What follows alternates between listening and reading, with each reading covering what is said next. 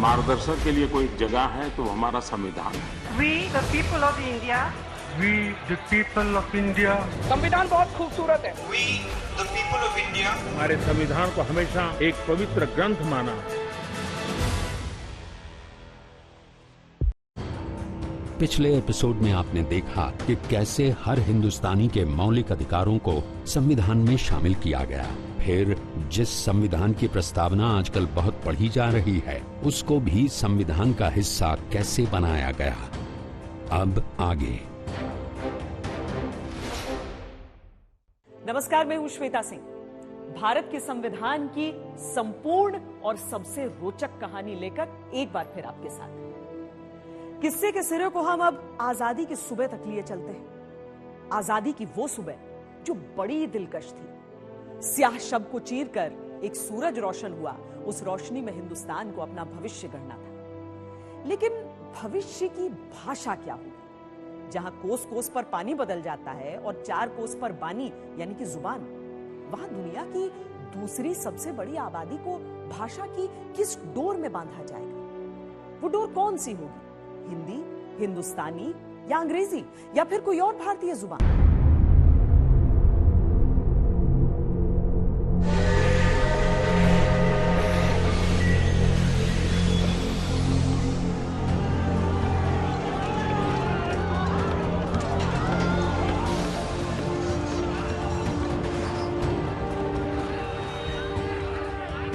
बंटवारे ने देश के 2 टुकड़े ही नहीं किए थे, देश के हौसले, उत्साह और इनसे ज्यादा विश्वास को बांट दिया। हिंदू मुसलमान के दंगे तो अपनी जगह थे ही, जातियों का दंश भी था, इलाकों की अपनी लड़ाइयां थी और जुबान पर घमासान अपनी जगह। आजादी से पहले तक जो लोग हिंदुस्तानी को मादरे वतन की जुबान बनाना चाहते थे, वो हिंदी की कस्में खाने लगे। जो हिंदी में हिंद की बुलंदी देखते थे, उनको उर्दू से ज्यादा ही इश्क होने लगा। दूसरी स्थानीय भाषाएं अपनी जगह थीं। तमिल, तेलुगु, मलयालम से लेकर मराठी, कन्नड़, गुजराती, पंजाबी, कश्मीरी, उड़िया, बांग्ला, असमिया, कहां तक गिनती करेंगे। ऐसे में संविधान बनाते समय सबसे विवादास्पद मुद्दा भाषा का था। जानकर इस बात की चर्चा की जरूर कि भारत की एक राष्ट्रभाषा होनी चाहिए, और स्वाभाविक है हिंदी सबसे अधिक लोगों द्वारा बोली जाती है, लेकिन बाकी भाषाओं का भी संबंध होना चाहिए। लगभग 22-23 भाषाएं जो हैं वो आज भारत के कॉन्स्टिट्यूशनल रिकॉग्नाइज्ड भाषाएं हैं। आप ये भी देखते हैं उसमें भारत की सारी भाषाएं हैं। यक्ष प्रश्न ये था कि भारत की राष्ट्रभाषा क्या होगी। संविधान सभा में जिस विषय पर सबसे ज्यादा विवाद, बवाल और तनाव का माहौल बना, वो राष्ट्रभाषा का सवाल था। संविधान सभा के सदस्यों के सामने सवाल था कि सदन में कौन सी भाषा बोली जाएगी, किस भाषा में भारत का संविधान लिखा जाएगा और किस भाषा को राष्ट्रभाषा का दर्जा मिलेगा। इन सवालों के साए में अभी सभा की सुगबुगाहट बढ़ी भी नहीं थी कि 10 दिसंबर 1946 को R.V. धुलेकर ने हिंदी पर हंगामा शुरू कर दिया। प्रोटेम स्पीकर सच्चिदानंद सिन्हा से वो हिंदी के सवाल पर जिद की हद तक जाकर उलझ गए। सभापति महोदय, मैं चाहता हूं कि संशोधन में क्या मैं माननीय सदस्य से ये पूछ सकता हूं कि क्या वो अंग्रेजी नहीं जानते? मैं अंग्रेजी जानता हूं, मगर हिंदुस्तानी में बोलना चाहता हूं। बहुतेरे सदस्य हिंदुस्तानी नहीं जानते। उदाहरण के लिए श्री राजगोपालाचारी को ही ले लीजिए। जो हिंदुस्तानी नहीं जानते, उन्हें हिंदुस्तान में रहने का अधिकार ही नहीं है। जो लोग यहां भारत का विधान निर्माण करने के लिए आए हैं और हिंदुस्तानी नहीं जानते, वे इस सभा के सदस्य होने योग्य नहीं है। बेहतर होगा कि वो सभा छोड़कर चले जाए। Order, order, order. सभापति महोदय, मेरा संशोधन यह है कि प्रोसीजर कमेटी अपने नियम पहले हिंदुस्तानी में बनाए और उसके बाद उसका अंग्रेजी में अनुवाद किया जाए। प्लीज। एक भारतीय होने के नाते मैं ये अपील करता हूं कि जो इस देश को आजाद करने के लिए तुले हैं, उसके लिए संघर्ष कर रहे हैं, उन्हें अपनी भाषा में सोचना और बोलना चाहिए। Order, order. I do not permit you to proceed anymore. आपको मेरी बात सुननी पड़ेगी। Please resume इस your देश की seat भाषा now. हिंदुस्तानी ही होगी। Resume आपको your seat just now. Dhulekar साहब, आप जो कहना चाहते थे आप कह चुके हैं। देखिए पंडित जी, अब मेहरबानी करके इस हाउस की इज्जत रखिए और अपनी जगह पर बैठ जाइए। धुलेकर साहब, हाउस में इज्जत रखना बहुत जरूरी है। ये कोई झांसी की आम सभा नहीं है जहां जोर जोर से भाइयों और बहनों चिल्लाकर भाषण झाड़ना शुरू कर दें। समझे? आइए, चलिए। देखिए पंडित जी, चलिए चलिए चलिए। अभी संविधान सभा के बैठे 3 ही दिन हुए थे। अगर यही वातावरण बना रहता तो आने वाले दिनों में बाकी मुद्दों पर भी बहुत ज्यादा दिक्कत आने वाली थी। उस दिन नेहरू ने धुलेकर को डांटकर उनकी जगह पर भेज तो दिया, लेकिन संविधान निर्माताओं को इतना साफ साफ समझ में आ गया कि भाषा का सवाल बेहद जटिल है। हिंदुस्तान की करीब 1/3 आबादी हिंदी बोलती है, इसलिए राष्ट्रभाषा के लिए हिंदी का पलड़ा भारी दिखता था। हालांकि हिंदी पट्टी से ही आने वाले कई नेता इस बात को जानते थे कि जबरन हिंदी लादी गई तो देश चलाना मुश्किल होगा। बहुत इस पर गंभीर चर्चा हुई। चर्चा होने के बाद 2 इश्यूज थे। एक इश्यू थे कि क्या भाषा हमारी राष्ट्रभाषा होगी और दूसरा कि राष्ट्रभाषा की लिपि क्या होगी। ये दोनों बातें थी कि क्या रोमन लैंग्वेज इस्तेमाल कर सकते हैं। अभी भी सेंट्रल एशिया में बहुत सारी भाषाएं हैं, लेकिन उनको रोमन लैंग्वेज में लिखा जाता है या उनको रशियन लैंग्वेज में लिखा जाता है। उसी तरह से यहाँ चर्चा भी हुई। कुछ सदस्यों ने यहाँ तक मांग की कि दिल्ली में गाड़ियों का नंबर प्लेट भी हिंदी में हो। कुछ सदस्य चाहते थे कि हिंदी की जगह हिंदुस्तानी कतई न लाई जाए, जिसकी पैरोकारी गांधी करते थे। कुछ सदस्य न सिर्फ हिंदी बल्कि संख्या में भी अंग्रेजी की जगह हिंदी में लिखने की मांग कर रहे थे, और कुछ की मांग थी कि संविधान आधिकारिक तौर पर हिंदी में लिखा जाए और अनौपचारिक तौर पर अंग्रेजी में। लेकिन डॉक्टर भीमराव अंबेडकर की अगुवाई वाली ड्राफ्टिंग कमेटी ने इसको सिरे से खारिज कर दिया। उनकी दलील थी कि अंग्रेजी में कानूनी और तकनीकी चीजों को समझाना और लिखना आसान होगा। अंग्रेजी की आवश्यकता इसलिए आई कि अंग्रेजी 100-150 वर्षों से काम कर रही थी, आज भी काम करती है। अंग्रेजी एक अंतर्राष्ट्रीय भाषा भी है, इसलिए अंग्रेजी को भी रखा गया। हिंदी भी बढ़ती है, अंग्रेजी की समझदारी भी बढ़ती है और संस्कृत के प्रति आदर भी होना चाहिए। यह संविधान की सोच है। भाषा के सवाल पर महात्मा गांधी बहुत पहले से ये सोचते थे कि हिंदुस्तान को एक रखना है तो हिंदुस्तानी को ही राष्ट्रीय भाषा के रूप में स्वीकार किया जाना चाहिए। यहाँ तक कि दक्षिण भारत में भी उनके निर्देश पर कई लोग हिंदुस्तानी का प्रचार कर रहे थे। अपनी मृत्यु से कुछ समय पहले गांधी ने हिंदुस्तानी पर एक भाषा दर्शन पेश किया था। हिंदुस्तानी भाषा को न संस्कृत निष्ठ हिंदी बनाना चाहिए, न फारसी भरी उर्दू। इसे तो दोनों का एक मीठा सा मिश्रण होना चाहिए।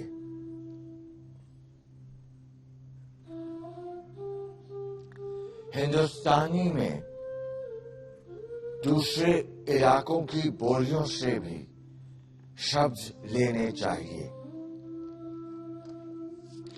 और अगर जरूरत पड़े तो विदेशी भाषाओं से भी। मार्च 1947 में मौलिक अधिकारों के लिए बनी उप समिति ने तय किया था कि हिंदुस्तानी ही संघ की राष्ट्रभाषा और सरकारी कामकाज की राजभाषा होगी, जिसे हिंदी या उर्दू में लिखा जा सकता है। अंग्रेजी तब तक दूसरी राजभाषा होगी।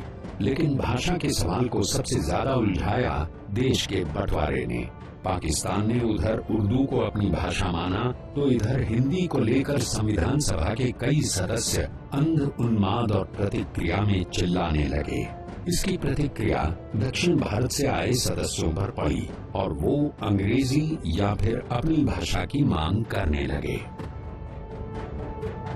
देश के किसी भी भाग में बोलने वाली कोई भी भाषा हो, चाहे उन भाषाओं में हो या ना हो जिनको नेशनल लैंग्वेजेस डिक्लेयर किया गया, मैं मानता हूं राष्ट्रीय भाषा, हर भाषा, चाहे थोड़ी सी लोग बोलते हो, जो हमारे देश की भाषा है।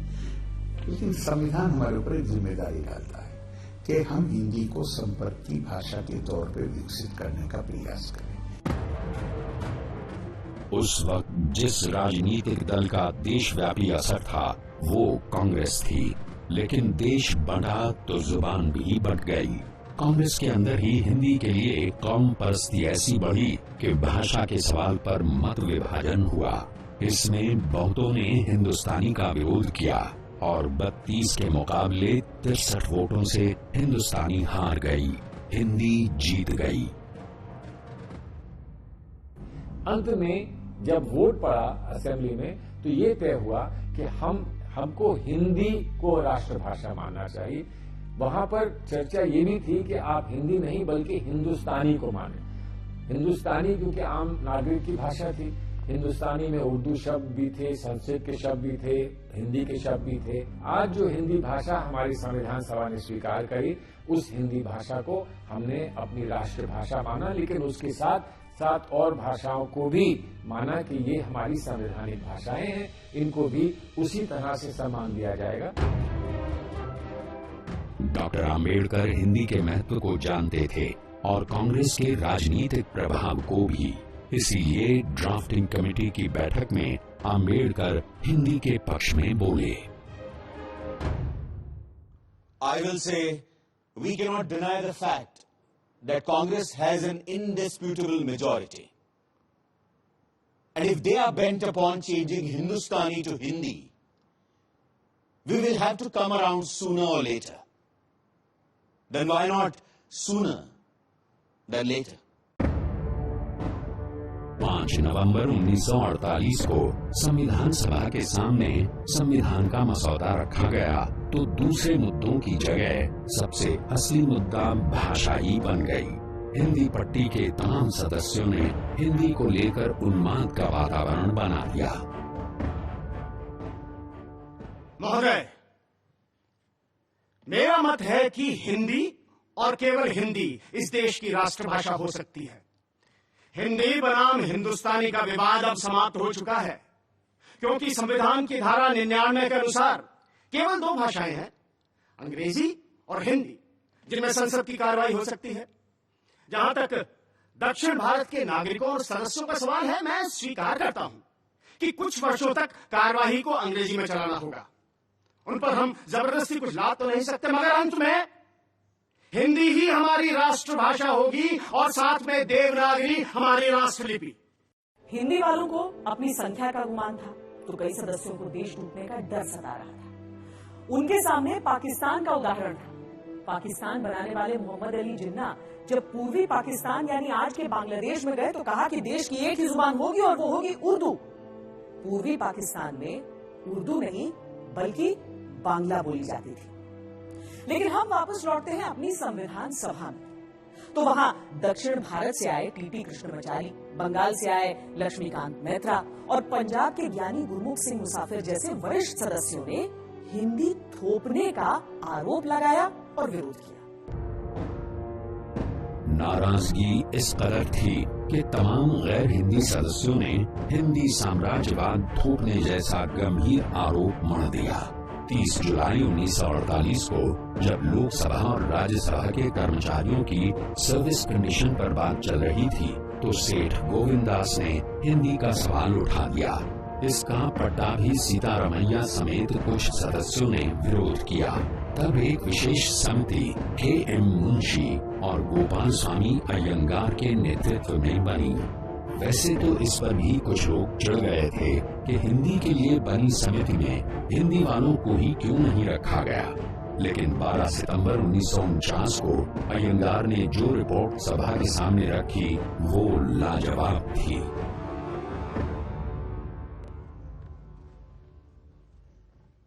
So, opinion has not always been unanimous on this question. There was, however, one thing about which we reached a fairly unanimous conclusion, that we should select one of the languages of India as the common language of the whole of India. चलो English तो गई, अब देखते हैं कौन सा language आता है sir. The final decision is that we should adopt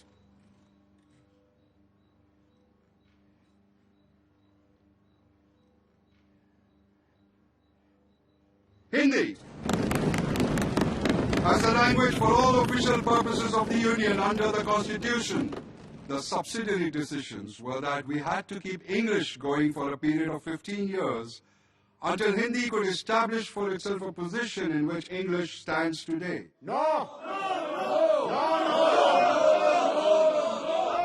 So, I move that the official language of the Union shall be Hindi in the Devanagari script, and the form of numbers shall be the international form of Indian numerals. No!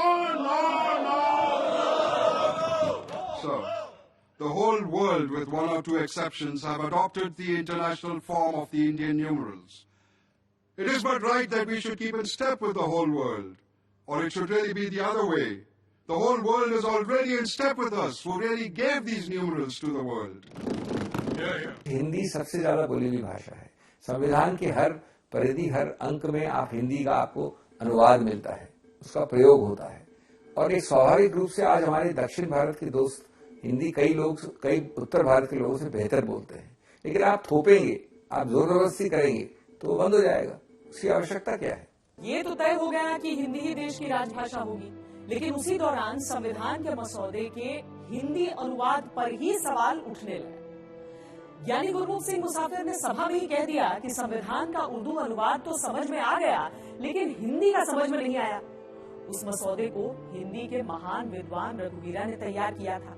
खुद नेहरू ने राजेंद्र बाबू से कहा कि सच तो यह है कि इस हिंदी का एक भी लफ्ज मेरे पल्ले नहीं पड़ रहा। बंटवारे की बुनियाद पर भाषा का सवाल सांप्रदायिक रंग लेने लगा था। सेठ गोविंदास जैसे सदस्य यहाँ तक कह गए कि हिंदी के समर्थक तो सांप्रदायिक नहीं हैं, लेकिन उर्दू के समर्थक सांप्रदायिक हैं। कई हिंदी भाषी सदस्य हिंदी को संस्कृत निष्ठ बनाना चाहते थे, जिसका विरोध हफीजुर रहमान और काजी सैयद करीमुद्दीन जैसे मुस्लिम सदस्यों ने किया।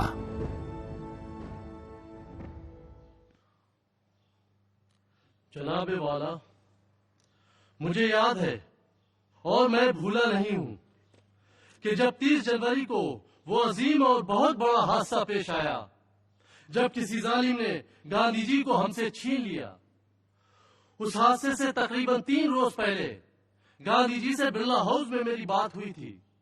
तब महात्मा गांधी ने मुझसे कहा था कि मुल्क में अमन हो गया है और मुझे बहुत खुशी हुई है कि जिस तरह आपने दिल्ली में अमन कायम करने के लिए मेरा साथ दिया है, उसी तरह हिंदुस्तानी जबान के प्रचार के लिए भी हिंदुस्तान भर में कोशिश करनी होगी और इसमें आप लोगों को मेरा साथ देना होगा। उस वक्त मैंने उनसे कहा था, हम आपके साथ हैं, लेकिन आज यहाँ पर हिंदी को उसी हिंदुस्तानी की जगह रखा जा रहा है और गांधी जी के और कांग्रेस के 30 साल तारीख के खिलाफ गलत कदम उठाया जा रहा है।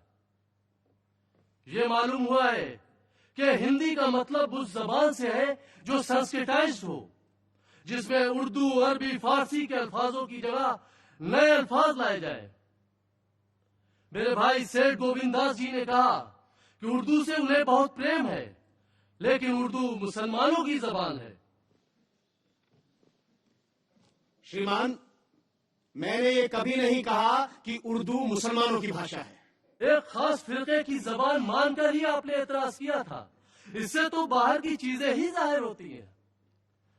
मैं गुजारिश करूंगा कि उर्दू को मुसलमान न ईरान से लेकर आए, न स्पेन से और न अरब से, बल्कि उर्दू हिंदू मुस्लिम की बोलचाल बाजारों, मकानों और गली कूचों से वजूद में आई। क्या आप नहीं जानते कि हाल ही के मजहबी शायर मोहसिन काकोरी ने पैगम्बर इस्लाम सल्लल्लाहु अलैहि वसल्लम की तारीफ की है। वो कहते हैं, सिमत काशी से चला है जानिबे मथुरा बादल, बर्फ के कांधे पे लाई है सबा गंगा जल, खबर उड़ती हुई आई है जहां में ये अभी के चले आते हैं तीरथ को हवा पर बादल।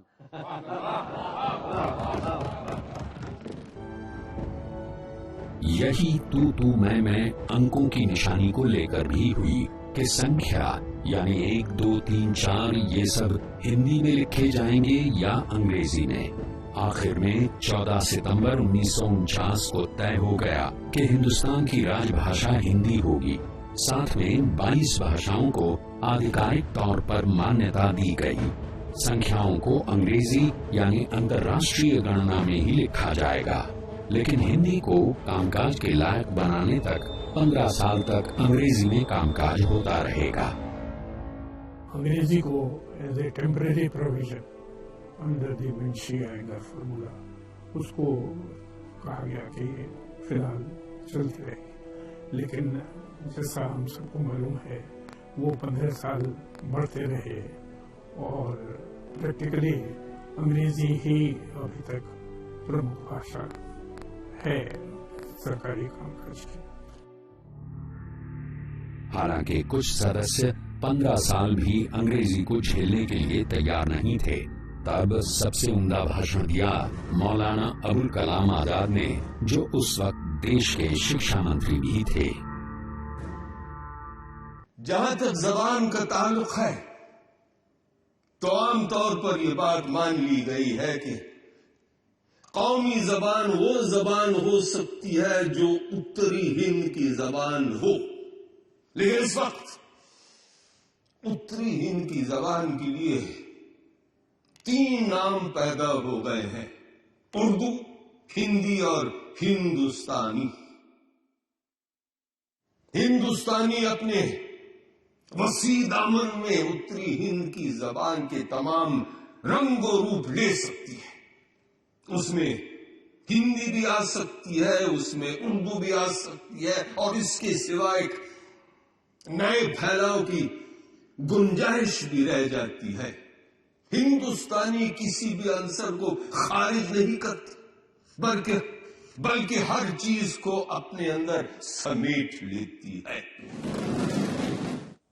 देखिए, राष्ट्रवाद के गलत या झूठे नैरेटिव्स बनाने की आवश्यकता नहीं है, इसलिए क्योंकि आपको अपने आप को रिवाइंड करके उस स्थिति में डालना है जब हमारे इतने समृद्ध और समझदार लोग, जो हमारे स्तंभ थे उस वक्त संविधान सभा में, उन्होंने निर्णय लिया कि हम इतने मार काट के बीच से निकले हैं, इतने अविश्वास में चल रहे हैं, देश के टूटने के आसार लग रहे हैं, तो हमको सिर्फ उन चीजों की बातें करनी चाहिए जो हमको जोड़े। और आप जानते हैं कि 50s में और 60s में भाषा के आधार पर दुराव और राइट्स भी हुआ करते थे। कानून से व्यवस्था चलाई जाती है, जुबान नहीं। जुबान का मसला तो मूल रूप से संवेदना का मसला है। संविधान सभा इस देश का एक इम्तिहान अगर भाषा की संवेदना पर ले रही थी, तो एक इम्तिहान दलितों के दर्द और वेदना पर भी। वर्ण व्यवस्था और जाति व्यवस्था ने हिंदू समाज को अंदर से खोखला कर दिया था। वर्ण व्यवस्था के शूद्र और जाति व्यवस्था के अछूतों की कोई मर्यादा वाली जिंदगी थी ही नहीं। उनको छूना तक पाप माना जाता था। उन अछूतों की अपमानित जिंदगी से कोई डॉक्टर भीमराव अंबेडकर निकला तो उसने जाति प्रथा के विरुद्ध अपनी आवाज बुलंद की। इस बात को समझने के लिए हमें गुलामी के दिनों में चलना होगा, जब दलितों के लिए अंबेडकर पृथक चुनाव व्यवस्था चाहते थे और गांधी इसके खिलाफ आमरण अनशन पर बैठ गए। आप अपनी जिद छोड़ क्यों नहीं देते गांधी जी? अगर आपको कुछ हो गया तो आपके शिष्य मुझे बेकार में इल्जाम देंगे।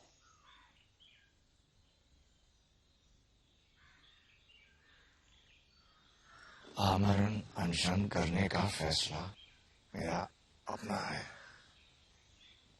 और अगर मुझे कुछ हो गया तो उसके लिए कोई और नहीं, सिर्फ मैं जिम्मेदार होऊंगा।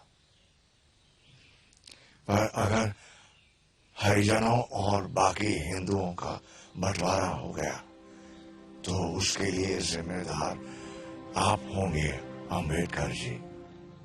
हिंदू और हरिजन एक थे ही कब? जो अब आप उनमें बंटवारे की बात कर रहे हैं? आप सही कह रहे हैं। हिंदू संप्रदाय ने हरिजनों को सदियों से अछूत बना के रखा है, पर अब जब मौका आया है कि राजनीतिक रूप से दोनों साथ साथ आ सके, तो आप क्यों हरिजनों के लिए अलग चुनावी व्यवस्था की मांग कर रहे हैं? गांधी जी, एक दिन वोटिंग बूथ में 60 वोट डाल देने से हिंदू और हरिजन एक नहीं हो जाएंगे। पर हरिजन हरिजनों को चुने और सवर्ण सवर्णों को। इस कायदे से तो तुम उन्हें हमेशा के लिए अलग रखने का इंतजाम कर रहे हो। मेरी तजवीज ये है कि हम हर बार कुछ ऐसी सीटें तय करें जिनमें हर एक को केवल हरिजन कैंडिडेट ही चुने होंगे, फिर वो खुद चाहे किसी भी वर्ग वर्ण के क्यों ना हो, और बाकी सीटों पे भी हरिजन को उसी तरह से खड़े रहने का अधिकार होगा जैसे कि किसी भी हिंदुस्तानी को। मुझे सोचने के लिए थोड़ा वक्त चाहिए होगा गांधी जी।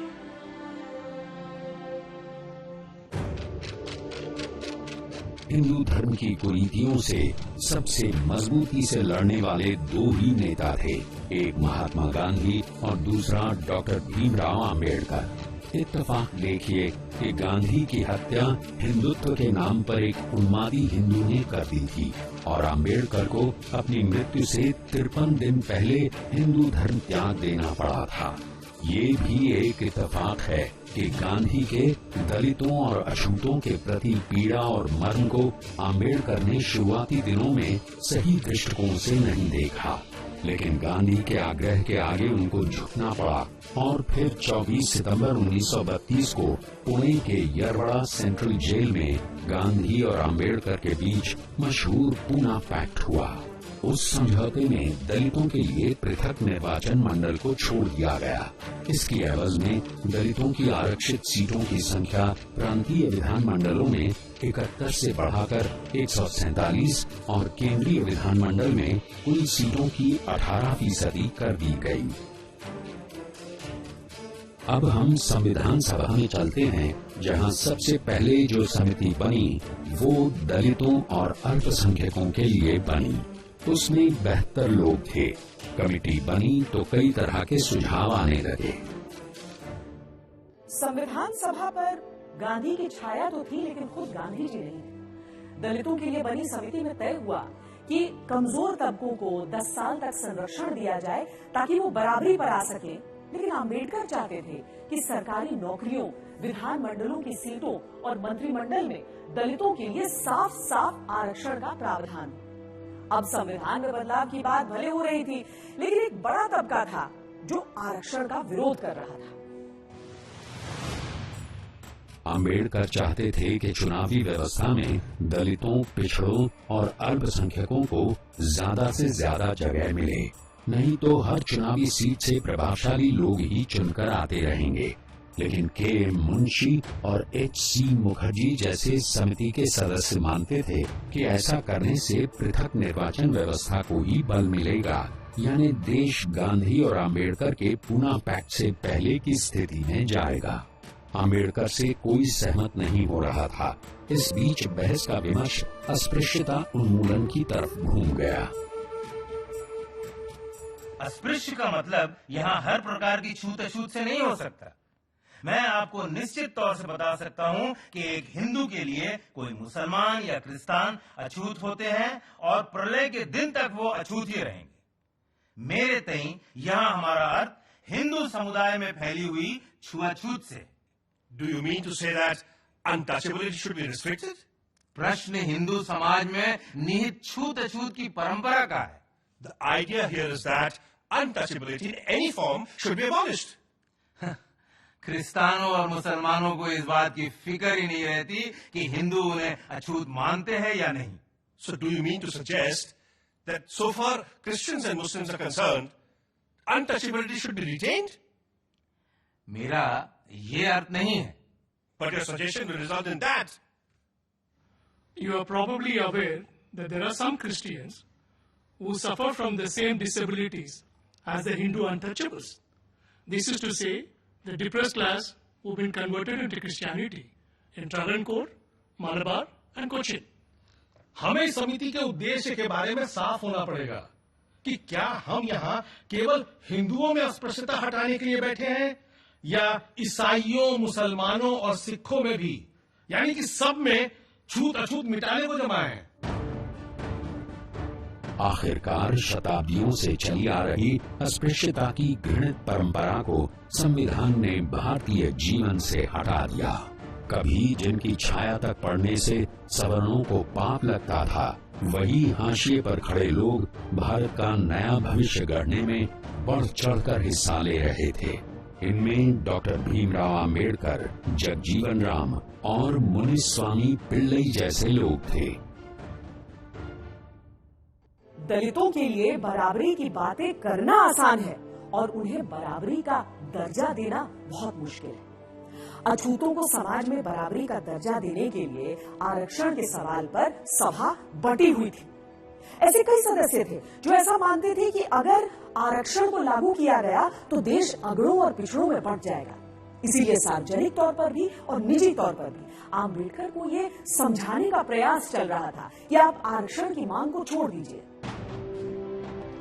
भीमराव, आपसे एक बात करनी थी. जी बोलिए. आपने तो देखा ही है सभा में कितने लोग सरकारी नौकरियों में आरक्षण का विरोध कर रहे हैं.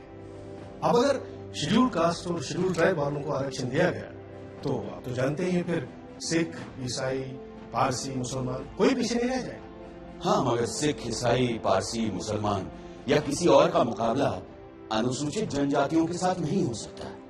ये सारी जातियां पैसे वाली भी हैं और सोशली सिक्योर्ड भी. ठीक बात है, पर अगर एक बार आरक्षण का दरवाजा खुल गया तो देखिएगा सभी लोग अपना हक मांगेंगे और हिंदुओं के लिए सरकारी नौकरी में जगह नहीं बचेगी, जबकि संख्या में वो सबसे ज्यादा है. आप चाहते क्या हैं? सिर्फ मैं ही नहीं, सरदार पटेल भी यही चाहते हैं कि हो सके तो संविधान में आरक्षण की बात ही हटा दी जाए. मेरे रहते संविधान से आरक्षण नहीं हटने वाला, चाहे आप कितना भी जोर लगा लें मुझे. पर कोई रास्ता तो हो सकता है ना? हाँ, एक रास्ता है. मैं ही हट जाता हूं संविधान की ड्राफ्टिंग कमेटी से. अरे फिर आप लोग जैसा चाहें वैसा संविधान बना लीजिएगा. सुनिए भीमराव, सुनिए तो. डॉक्टर आम्बेडकर को लगा कि जिन दलितों की लड़ाई वो लड़ रहे हैं, अगर उनको ही जीने का अधिकार नहीं दिला पाए तो फिर संविधान सभा में रहने का फायदा क्या है. आम्बेडकर ने न सिर्फ संविधान बनाने के काम से खुद को अलग कर लिया, बल्कि ये भी इशारा कर दिया कि वो न सिर्फ ड्राफ्टिंग कमेटी बल्कि कानून मंत्री के पद से भी इस्तीफा दे देंगे. इससे ऐसी खलबली मची कि आम्बेडकर को मनाने खुद सरदार पटेल उनके घर पहुंच गए.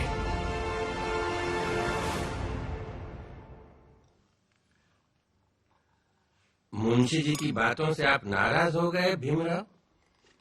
लेकिन वो तो आपकी बात लेकर आए थे मेरे पास, इसीलिए मैंने कहा कि मैं ही ड्राफ्टिंग कमेटी से हट जाता हूं. आप तो जानते हैं कांग्रेस क्या पूरे भारत में दूसरा और कोई है ही नहीं जो हमारे संविधान को आकार दे सके. खुद बापू भी यही कहा करते थे. लेकिन आप उनकी बात मानते कहां हैं पटेल जी? गांधी जी पिछड़ों को रिजर्वेशन देने की मेरी तजवीज से सहमत थे. पंडित नेहरू ने तो खुद पंडित होते हुए भी ये कहा कि सदियों से हिंदुओं ने निरीह अछूतों और आदिम जातियों को बेबसी, दरिद्रता और अशिक्षा में रखा. फिर अगर हमें उन्हें सबके साथ बराबर लाना है तो हमें उन्हें स्पेशल ट्रीटमेंट देना ही होगा. आपकी बात सही है, पर आप तो जानते हैं कि बड़े पदों पर हम मेरिट के आधार पर ही लोगों को ले पाएंगे, तो फिर क्लर्कों की नौकरी के लिए इतना बड़ा जोखिम उठाना? जोखिम? मुझे तो इसमें कोई खतरा नजर नहीं आता। खतरा यह है कि अगर हमने एक विशेष वर्ग को आरक्षण दे दिया तो बाकी के लोग भी आरक्षण की मांग करेंगे और भारत भर में जातिवाद का ये जहर फैलता जाएगा। जहर तो हमने पिया है सदियों से, और फिर भी हम जिंदा हैं। रीढ़ की हड्डी तोड़ डाली आप लोगों ने हमारी, फिर भी हम लोग खड़े हैं। एक बार हमें अपने बराबर आने का मौका तो दीजिए पटेल जी, फिर देखिए कैसे हम आगे निकल जाते हैं। और ये काम बिना आरक्षण के नहीं होगा। अगर फिर भी मेरी बातें आपको जहरीली लग रही हैं, तो मैंने अपना इस्तीफा तैयार रखा है, आप खुद लेते जाइएगा। मैं बड़ा जिद्दी आदमी हूं आंबेडकर जी, लेकिन मूर्ख नहीं हूं, किसान हूं। देखकर ही बता सकता हूं कि कौन सा बीज कल मुझे अच्छी फसल देगा।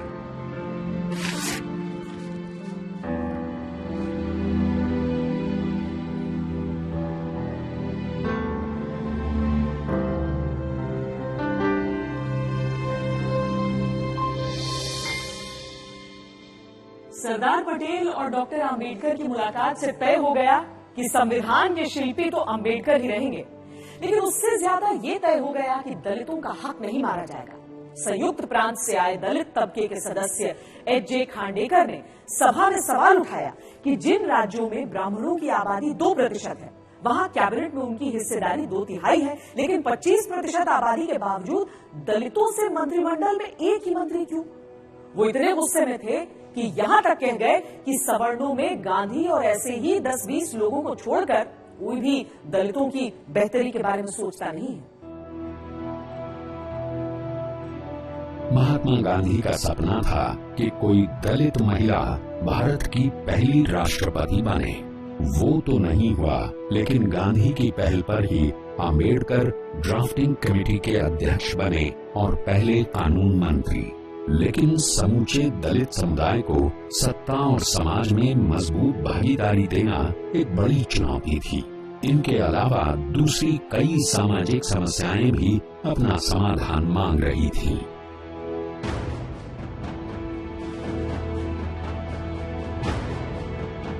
अनुसूचित जाति, अनुसूचित जनजाति और एंग्लो इंडियन के लिए नौकरियों में आरक्षण की बात हुई।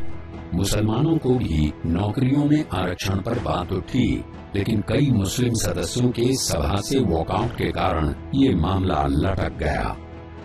महिला सदस्यों ने पर्दा प्रथा, देवदासी प्रथा, बहुविवाह जैसे अभिशापों को खत्म करने की मांग की। साथ ही अल्पसंख्यकों के लिए विशेष संरक्षण की बात हुई, ताकि दुनिया को ये संदेश न जाए कि भारत ने धर्मनिरपेक्षता के मूल्यों से समझौता कर लिया है। मेरा सौभाग्य रहा डॉक्टर अम्बेडकर से उनके साथ बैठने का और उससे बातें करने का, और मैं कह सकता हूँ उसके अलावा जो संविधान सभा का भी रिकॉर्ड देखिए, कमेटीज में देखिए, तो वो रिजर्वेशन इन परपेचुइटी के अगेंस्ट थे, स्ट्रांगली अगेंस्ट थे। वो चाहते थे कि कास्टलेस, क्लासलेस सोसाइटी हो इंडिया में, और कोई जाति के आधार पर कोई भेदभाव नहीं हो। लेकिन वो समझते थे कि इक्वलिटी अमंग अनइक्वल्स मुश्किल है, तो जो अनइक्वल हैं उन्हें अपॉर्चुनिटी दी जानी चाहिए ताकि वो दूसरों के साथ बराबरी में बैठ सकें और उसके बाद इक्वलिटी हो। अल्पसंख्यकों के अधिकारों के लिए जो समिति बनी, उसके अध्यक्ष सरदार पटेल थे। आजादी के 12 दिन बाद 27 अगस्त 1947 को पटेल ने अल्पसंख्यकों के अधिकार पर एक रिपोर्ट संविधान सभा में पेश की। उसमें उनका जोर था कि किसी भी समुदाय के लिए अब पृथक निर्वाचन क्षेत्र नहीं होगा। जितने भी अल्पसंख्यक लोगों को अधिकार मिले हैं, धारा 29 में, धारा 30 में, अपने भाषा को, अपनी संस्कृति को, और सबसे बड़ी बात यह है अपने धार्मिक स्थान और अपने शैक्षणिक संस्थान के संवर्धन का, ये सब सोच सरदार पटेल की थी। क्योंकि बहुत लोग मानते थे कि अब चूंकि भारत पाकिस्तान बन गया है, इसलिए भारत में माइनॉरिटी की क्या जरूरत है। तो उन्होंने कहा नहीं, हमें पाकिस्तान नहीं बनना है, भारत को एक लोकतंत्र बनना है और समावेशी लोकतंत्र बनना है। आजादी के वक्त दलितों को हिंदुओं में नहीं बल्कि अल्पसंख्यकों में गिना जाता था। गुलामी के दिनों से ही गांधी उनको हिंदू धर्म का अनिवार्य हिस्सा मानते थे। संविधान सभा में भी ये बात उठी कि मुंशी ने कहा कि उनको आरक्षण की सुविधा तब तक मिलनी चाहिए जब तक वो विशाल हिंदू समुदाय का हिस्सा नहीं हो जाते। ये पॉलिसी न रहकर रिजर्वेशन पॉलिटिक्स हो गया, बजाय पॉलिसी के उनका जो पिछड़े हैं, दलित हैं, उन्हें उनका उत्थान करने का के बजाय उन्हें और लोगों के साथ बराबरी का दर्जा दिलाने के बजाय हमारा वेस्टेड इंटरेस्ट हो गया उन्हें बैकवर्ड रखने में, और बैकवर्डनेस में कंपटीशन होने लगा कि हम दलित हैं तो दूसरे लोग कहते हैं हम और ज्यादा दलित हैं। तो बजाय इसके कि अपवर्ड मूवमेंट होता, दलितों की संख्या कम होती और वो और लोगों के साथ बराबर खड़े होते, हुआ ये कि वेस्टेड इंटरेस्ट निहित स्वार्थ हो गया बैकवर्ड रहने में, और हर 10 साल बाद वो बढ़ाया जाता है क्योंकि वो बजाय उनका भला करने के उन्हें as a vote bank treat किया जाता है। जाति और धर्म के चक्रव्यूह में घिरे देश में संविधान बनाना मेढकों को एक तराजू पर तौलने के जैसे था। अभी दलितों पिछड़ों के सवालों का समाधान हो ही रहा था कि एक सवाल उठ खड़ा हुआ कि यूनिफॉर्म सिविल कोड का क्या होगा। 19 नवंबर 1948 को एचसी मुखर्जी सभा की अध्यक्षता कर रहे थे कि ये सवाल छिड़ गया।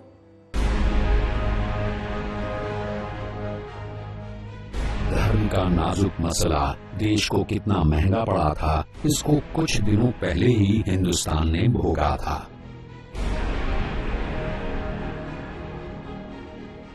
इसीलिए जब मुस्लिम सदस्य करीमुद्दीन मुस्लिम पर्सनल लॉ को बनाए रखने के लिए धमकी वाली मुद्रा में आ गए, तब जैसे तैसे इस मुद्दे को अम्बेडकर ने सुलझाया।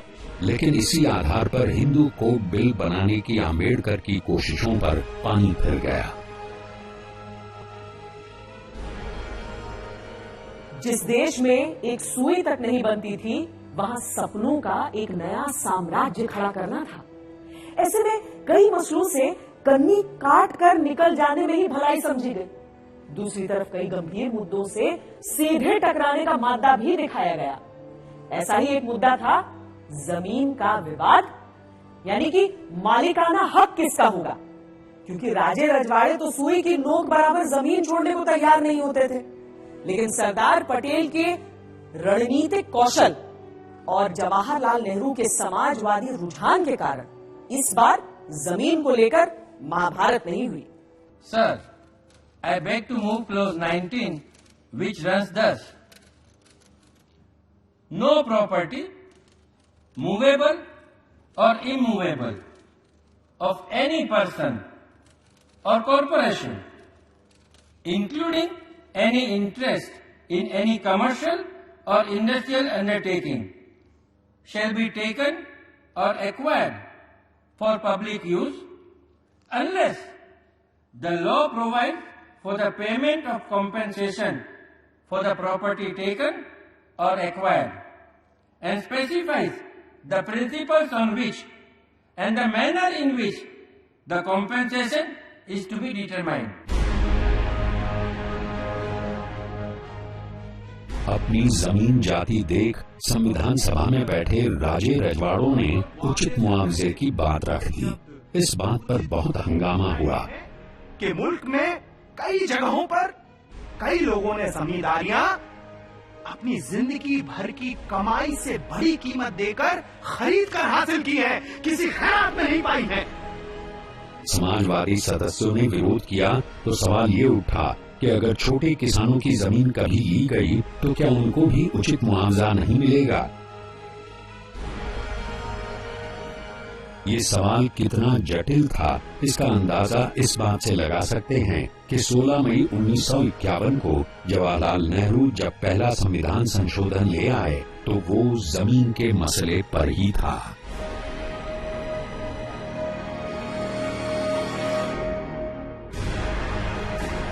सामाजिक और आर्थिक सवालों से आगे एक बड़ा सवाल था कि देश की राजनीतिक शासन व्यवस्था कैसी होगी। इसके लिए कई शासन प्रणालियों पर माथापच्ची हुई। कुछ सदस्य आयरलैंड की तरह प्रोपोर्शनल रिप्रेजेंटेशन यानी आनुपातिक प्रतिनिधित्व की प्रणाली चाहते थे, लेकिन जब संविधान सभा के सलाहकार बीएन राव डबलिन गए तो वहां के नेता इमोन द वलेरा ने अपना दुखड़ा रोया कि इसमें इतनी खामियां हैं कि वो खुद इसे बदलना चाहते हैं, इसलिए वो आइडिया वहीं खारिज हो गया। कुछ लोग कैबिनेट मंत्रियों को सीधे जनता से चुनी जाने वाली स्विस व्यवस्था चाहते थे, लेकिन इस पर भी बात नहीं बनी। कुछ सदस्यों का मानना था कि अमेरिका की तरह शासन की राष्ट्रपति प्रणाली हो, जिसमें सरकार की स्थिरता की गारंटी होती है, लेकिन राष्ट्रपति के सामने संसद कमजोर हो जाती है। ऐसे में सबने ग्रेट ब्रिटेन की तरह संसदीय शासन प्रणाली को चुना, जिसमें सरकार की स्थिरता रहे या ना रहे, लेकिन उत्तरदायित्व का भाव सबसे ज्यादा रहता है।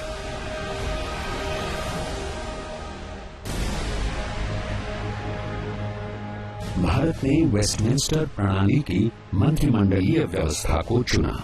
ये भी तय किया गया कि प्रधानमंत्री मंत्रिमंडल में सबसे ऊपर होंगे, लेकिन उनकी हैसियत बराबर वालों में प्रथम की होगी, फर्स्ट अमंग इक्वल्स।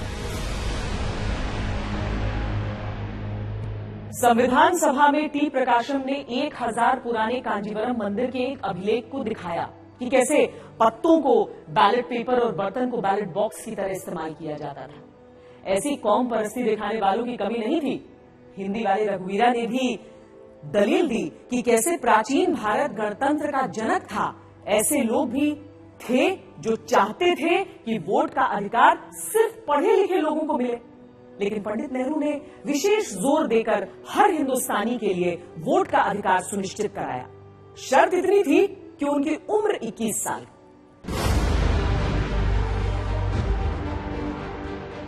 संविधान बन गया। भारत ने पहले लोकतांत्रिक चुनाव की तरफ अपना कदम बढ़ा दिया।